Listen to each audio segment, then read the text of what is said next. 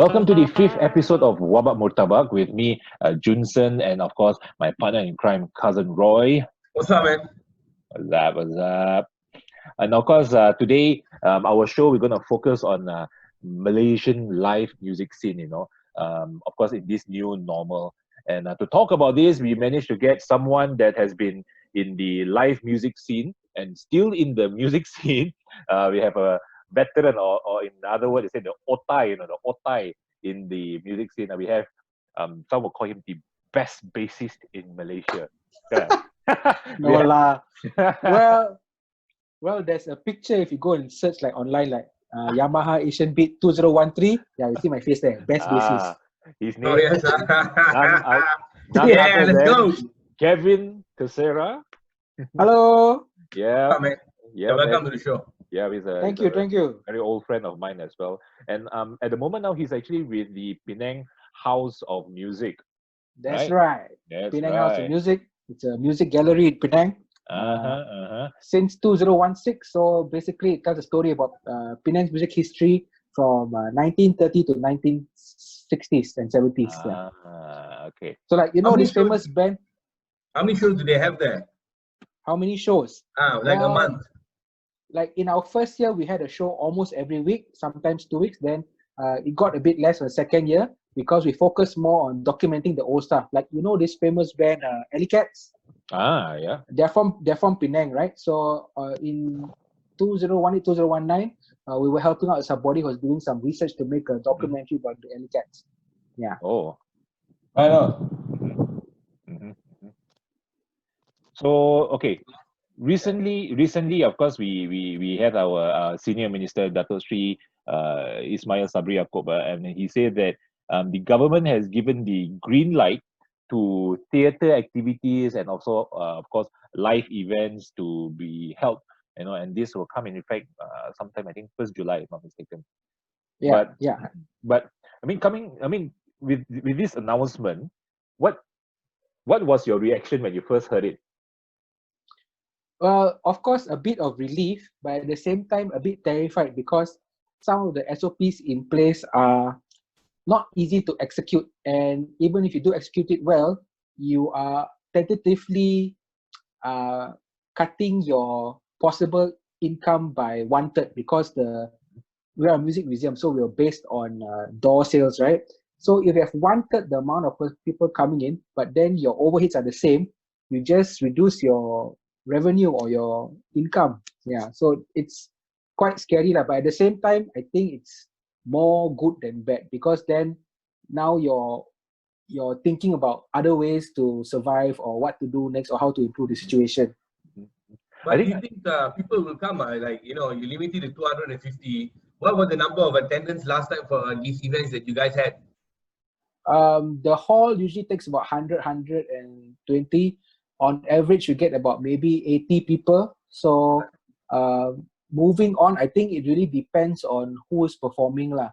But more so than the live music events, the gallery is the one that actually attracts the international audience. So for example, like we haven't really opened yet because we are still sorting out our SOP. But we already had visits from guys who are calling and finding out whether we are open. And then for the sake of trying out our SOP, we actually let them come. So there's already an interest, just that we're not ready to execute the SOP well, but we should be doing it soon.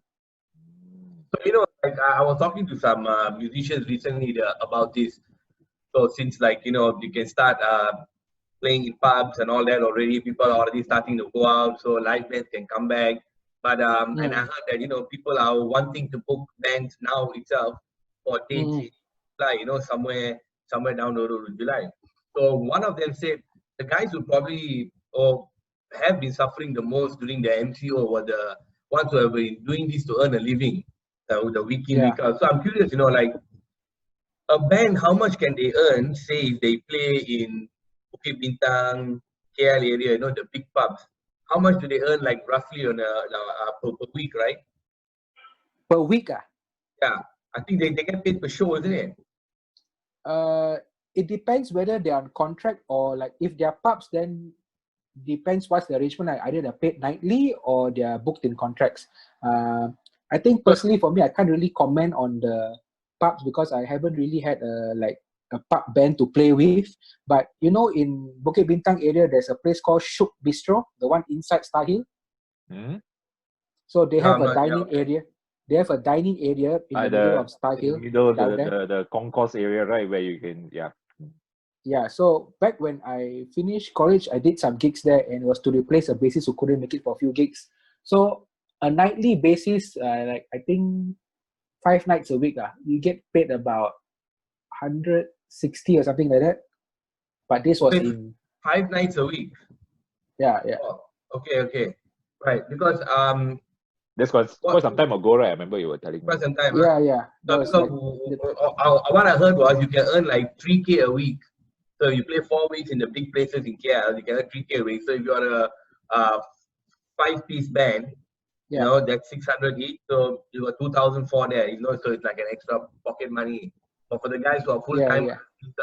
you know, their main bread and butter. So Yeah. I heard there was one concept where they wanted to bring the band in and then they'll do like a live recording. But when the customers come, there won't be a band there, but they'll play the music somehow in the background. So that's one idea I've been hearing. Another one is they're trying to book people in, trying to book bands. But the thing is, you can't really crowd the pubs. You won't have as many people as before. And I'm not really sure whether, you know, what kind of music you're going to play. Can we go back and start playing the rock and the metal, you know, and the old school and the you know, Smoke on the Waters? Can we do that? Yeah. I'm just curious, you know. I really wonder because I feel like it'll take time before everything gets full. You get a full house.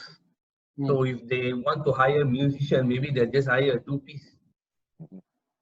What are your thoughts on that?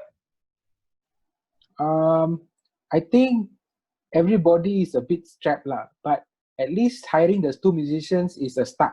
But as far as getting the place full, if you get good drinkers who can drink for 5 people in one table, that's also very good. So let's say, for example, like they have promotions nowadays, maybe they won't get like more. Sometimes you get a lot of people, but only one person is drinking at the table. So maybe there needs to be like, I don't know, a minimum buy, or you know, last time if you go to clubs, you have to buy like 1 bottle for how many people, that kind of thing. But pubs don't usually do that. I think they just like based on if anybody comes in, then they cover the thing. But I think Okay. So cool. So back in Penang now, since they're allowing events, are people already starting to plan and book dates to organize events, expecting people to turn up? And is it worth it to do only for 250? That one really depends on who is playing lah. Because like I think on the normally in Penang, most places even before MCO is usually 2-piece. Full bands at the most also maybe 4 or 5. It's very hard to find a lot of places that have 5-piece bands. Simply because Penang being a old place, so the buildings are more narrow. So the place where you can put the band is also quite difficult to have limited space lah. Limited space for the audience. Got space for the band, but limited space for the audience. So usually bands that are really like can draw crowd one, they are booked on different places on I think Thursday, Friday, Saturday. So like the typical places would be like China House or the Loft, or there's a pub called Hilly Max. And then that places usually can have like 5 packs because those are newer buildings, and then they have a wide kind of audience place. Yeah. So back to the whether it's worth it, I think it really depends on willing buyer, willing seller kind of thing lah. But again, you know, you were saying that 250, but again, they say it's depending on the capacity of the location itself. So whether or not the venue can afford to pay that much. I mean, as in 250 people. So it depends on the capacity of the location, and because they have to actually have a practice the SOP of social distancing. And I think one of them, let me see here. One of them, they actually said that it can only take place in enclosed area, because this is how they can actually control the crowd.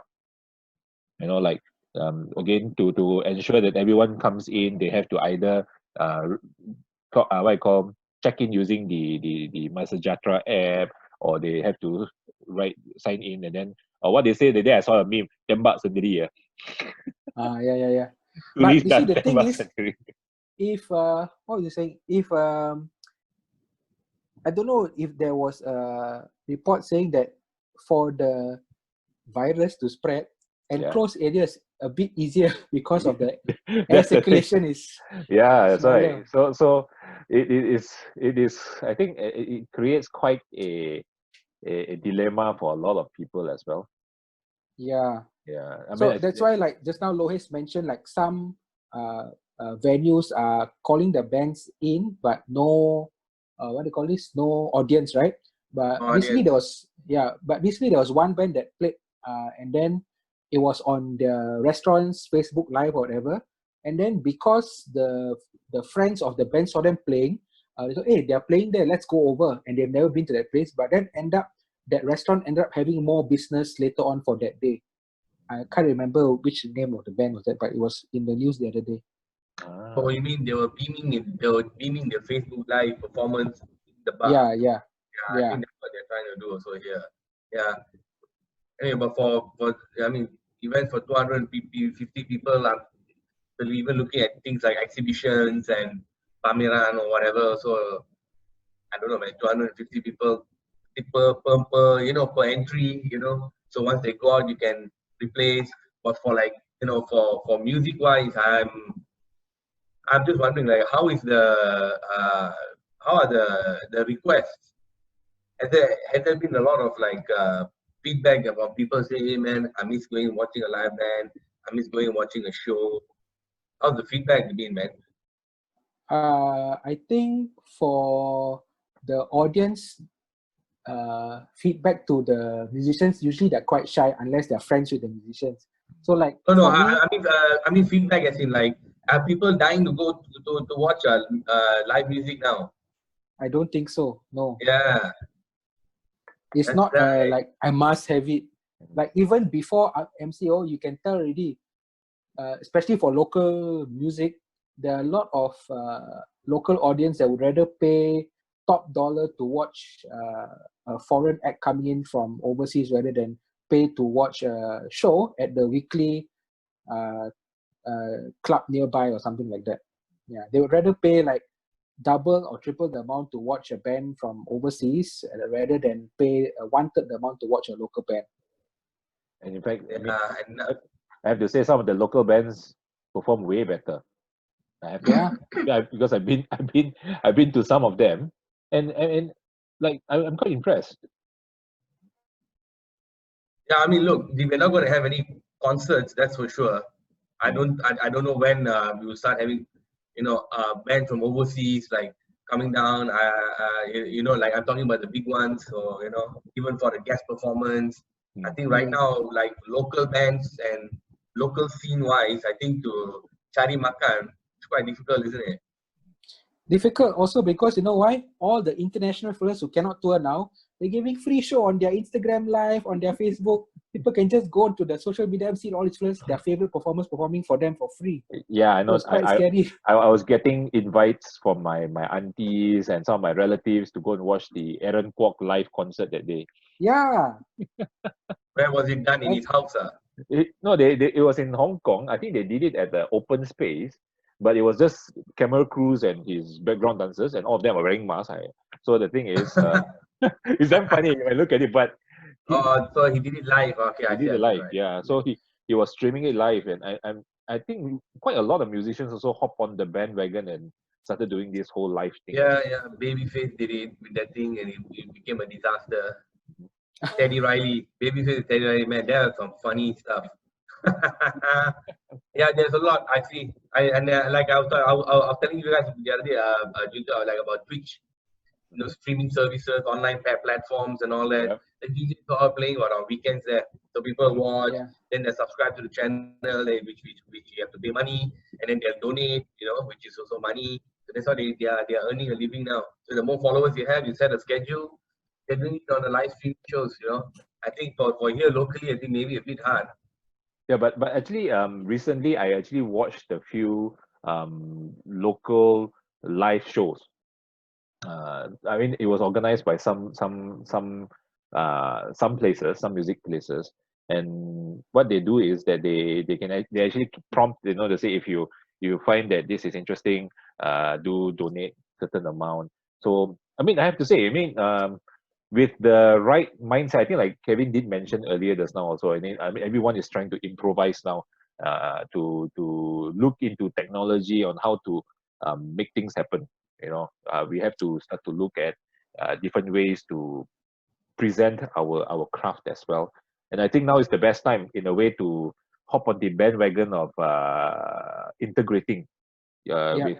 with technology, and I think it is quite good. I mean, of course, the income may not be as big as sometimes doing a live event, but I think in terms of reaching out, uh, growing your fan base, I think this can be a very good start as well. What do you think? Mm. Right? Mhm. Yeah, I think Junsen, you're right, because with the restricted movement order, the sales of home recording equipment have actually gone up. And this recording equipment actually can help people to do live streams and stuff like that. And it's also helped a lot of musicians who never thought about uh, recording at home to actually start recording themselves and actually putting out more content. Like, for example, when was the last time you went to a club, you saw your favorite pub band, then you ask, hey, you got a CD or you have a Spotify? And then something, oh, sorry, don't have, but that was a selling point so that you get the customers to come back the next time, right? But now you can actually like create stuff for yourself and for your listeners. So also another form of marketability, merchandising, but all of this is like getting towards new norms, basically. So how long do you think it'll take before things can get back to normal? Guys can start playing, earning, Well, if everything stays the same, like that meaning that the what do you call it, the mortality rate stays the same, there are no spikes, for example, like there are fears about a second wave and stuff like that. But if there's no surprises, I think it'll take at least another 2 to 3 years for it to like really be where it was before. Because you have to understand, apart from the virus itself and the new social distancing stuff, the biggest effect we haven't really felt yet is the economy. Yeah. How much people are going to have to spend, the disposable income and stuff like that. Like, as much as I want to listen to a live band, but if I can only afford to open a YouTube channel or listen to somebody from online, I'll probably do that rather than go out and spend the money. I'll buy my own drinks at home. Straight up. Yeah. Okay. Before we end our show, any messages you want to send out, Kevin? I think it doesn't cost anything for you to share a friend's music or their favorite song. So just keep the conversation going on. Like, try to, now you have the time, try like looking out for local content. There's actually a lot of them. I think a few notable stuff that you can mention, like is groups like Nadir, which they are a big group, but they sing Malaysian songs. I mean, when I say Malaysian songs, it really sounds Malaysian. It's not like, oh, I sing English songs only, but it sounds like a song from overseas and stuff like that. There's also like the bands like Hujan is actually coming back doing stuff online. There is Derga Hayu. They've been around for quite a while, right, Hujan? Yeah. They were around since I was in college, I think. Wow. Yeah. And and even they have gone on to like producing people under them as well. There's also this girl, what's her name? Aina Abdul. She's like a R&B goddess. Like, there's so many, like, you just need to really like pay attention and find people who are putting stuff out. Like, for example, there's this channel called Tapau TV.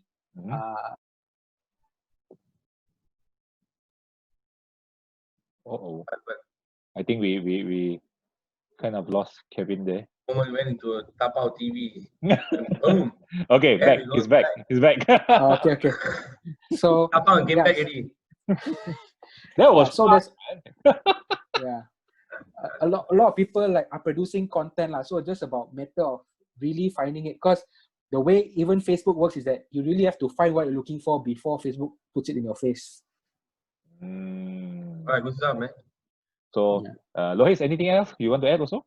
No, we're good. I think I like watching live bands, but I'm wondering whether authorities will really be fully down with them playing. So there's a bit of concern for the guys who are playing on the circuit, can't earn. So I don't know, man. I hope things get better. Let's see. I mean, things just kind of started getting back to normal anyway, Yeah, So a lot of let's see getting how it used to. goes, man. Wish them all the best. Yeah. So, to end the show, please support your local music scene. There are a lot of very good bands, like Kevin said, and then like I'm pretty sure. I mean, if you look around, just type live music Malaysia, I think you can get a lot. You can get a lot nowadays. Like I said, I've seen a few already live shows on Facebook. There's a lot, so go check it out. All right, go Yeah. check it out. Turn off your Netflix. Turn off your Netflix and go watch some live Malaysian music. Okay? All right. Thank you very much again. Bye bye. Thanks, Okay. Kevin. Thanks. Thanks, Bye. Thanks, Cousin Jason. Roy. Thanks, Cousin Okay. Roy. Bye Bro. bye. Bye. Peace. Peace.